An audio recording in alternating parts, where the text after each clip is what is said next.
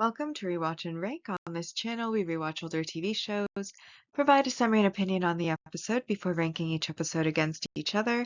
Today's episode is One Punch Man Season 3, Part 1, Episode 27, Organism Limits. Episode in a nutshell is a brief reminder of what happened in the episode.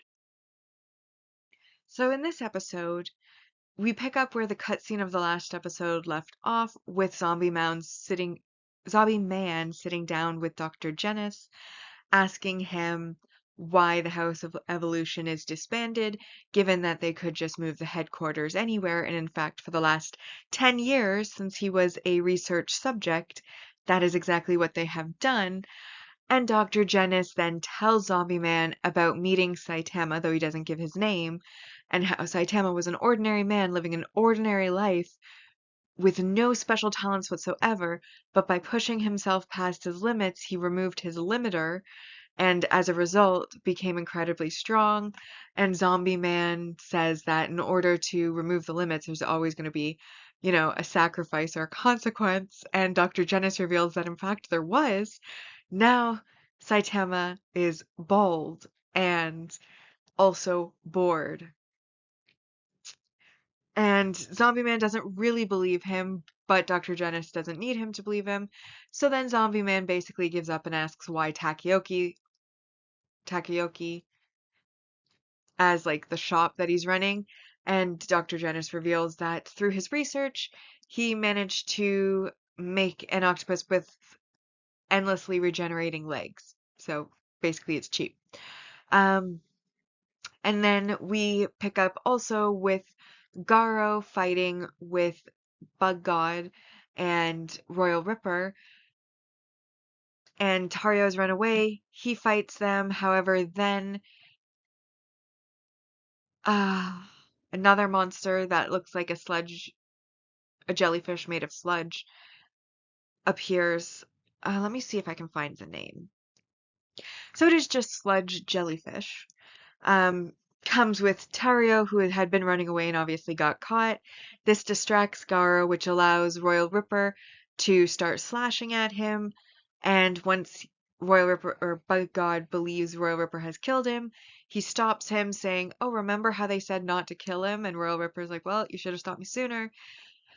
They head back with Tario to meet Gyoro, who they then basically reveal that they think they've killed Garo, and then Tario is put in a cell with, I think it was Weganam, um, who is kidnapped, and they share a cell, though Sludge Jellyfish is sure to taunt them about how they want the heroes to come because they're going to destroy the heroes, so Weganam should not get his hopes up for going home. And then we see some scenes of the various monsters in the Monster Association preparing for their big fight against the Hero Association, which they believe is coming. And then Saitama's role is basically he returns back to his apartment. Everyone's still there. He's a bit upset because he realizes that when he went to chase after the Dine and Dasher, he forgot his Napa cabbage in the booth. However, Fubuki is still not given up, and she arrives to basically tell him about, well, scold him for leaving her with the bill and running out, but she does bring back the Napa cabbage. So he decides to make a hot pot, and then Genos's Dr. Kusano arrives, and he brings premium meat for Saitama, who is Genos's master. So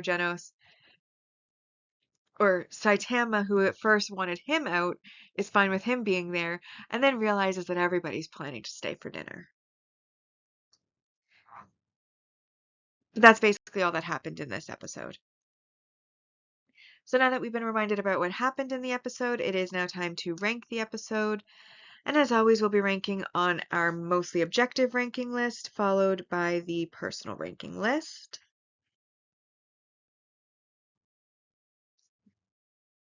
So, We will start with our batch group of new monsters that we've met. We were introduced to Devil Longhair, Overgrown Rover, Gums, Evil Natural Water, Fur Her Ugly, and Homeless Emperor um, as debut characters in this episode.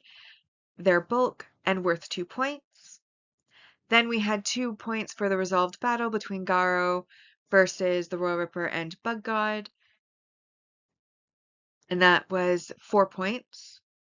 And then additional 4 points to the world building piece, which I think has to do with Dr. Genis giving Zombie Man a lecture on Saitama. Like, he notes how he was ordinary and he broke his limits.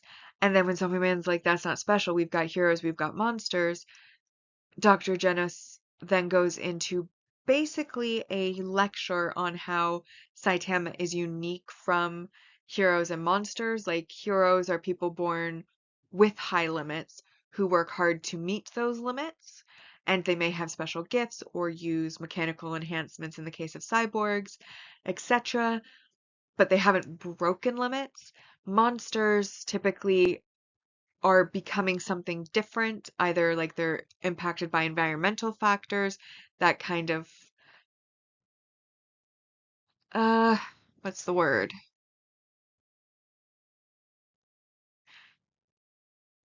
Evolve them into something new, or are beings that from the start had a higher limit, like the aliens or the sea kings, etc.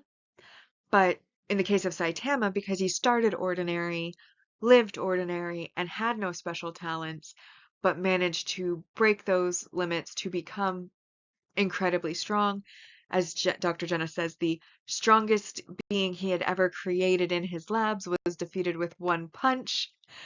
And that's what made him realize that he'd been wasting his time, years, on, experimenting with people and animals, etc., to try to forcibly evolve them when here was Saitama who just did that and that he was foolish for thinking he could do that. So that was a bit of world building as it kind of highlighted Saitama's uniqueness in relation to the other monsters and heroes that exist in the world. As an honorable mention, I was going to put negative messaging or behavior down for the fact that Tario was used to distract Garo, which is what let him be defeated by Roy Ripper and Bug God. But then I realized they're all the monsters, the villains, and they're supposed to do bad things. So typically, if it's something that's within the realm of what's expected behavior, I don't necessarily take the points. So I chose not to take points in this case, but I wanted to mention that I could have done so. Either way, that brings us to 8 out of 10 for this episode on the mostly objective ranking. And that brings our list so far to in first, the strategy meeting, this episode in second, organism limits, and then monster traits is currently last. Now, for my personal ranking of this episode, I ultimately decided to give it a 6 out of 10 because I felt that it was a bit. So the beginning was really funny. I did enjoy the conversation between Dr. Genis and Zombie Man, especially Zombie Man's shock at, having spent 10 years trying to defeat this organization that it's already defeated, all because Dr. Genis had an epiphany because of an ordinary person who broke their limits. And then in the end, the only thing you can ask is, why Takioki? And then the Saitama returning home, the Napa cabbage, how everybody's concerned about how he missed the Napa cabbage for the hot pot, only for Fubuki to arrive with it. And then, getting the meat and all that, and everybody's still hanging around even when, like, Saitama's trying to get them out. And Genos not knowing about the fact that King is actually weak, trying to send him out to face a monster so that he doesn't have to bother Saitama with it. Luckily, it just ended up being Dr. Kusano that he sensed arriving, so King was fine, but it was also a funny moment. However, then again, like, we're spending a lot of time on Garo, which To be fair, there were a lot of cool effects in the fight, but ultimately it ended unsatisfactorily because it was won by cheating. And then, we have the Monster Association where we're getting to see a lot of the monsters again. We see the couple of ninjas that tried to recruit Sonic having their fights. We see Phoenix Man. We see the Sludge Jellyfish. We see Does and the Pretty Pretty prisoner friends that all turned into monsters. And the squad from the last episode as the servants and all that. Like, everybody's getting ready. So we're seeing some of the monsters that we've seen throughout time getting ready. But ultimately, again, like, they're getting ready and they've been getting ready for 3 episodes now and they're not doing anything other than getting ready, really. Or, all that time spent on Garo. Garo, we did see a finger twitch at the end, so he isn't actually dead, so we didn't have to be left on that cliffhanger. That's nice. So, ultimately, it was entertaining. There were funny moments, but it still feels like nothing really is happening. I mean, small things to lead us to the main event are kind of happening, but because they're spreading it out over so many episodes, it feels like with each episode, even though overall things are happening, it just feels like they're not happening. So I thought 6 out of 10 was fair. And that's bringing our personal ranking list to, in first, monster traits, second, this episode, organism limits, and then in third, the strategy meeting. Bringing us now to the series ranking so far. On our mostly objective ranking, we have season 1, which is in first with 88.33%, season 2 second with 74.17%. The OVAs are currently in last place, 33.08%, though that could change if there are more OVAs after season 3. And then season 3 part 1 is at 25 out of a possible 120.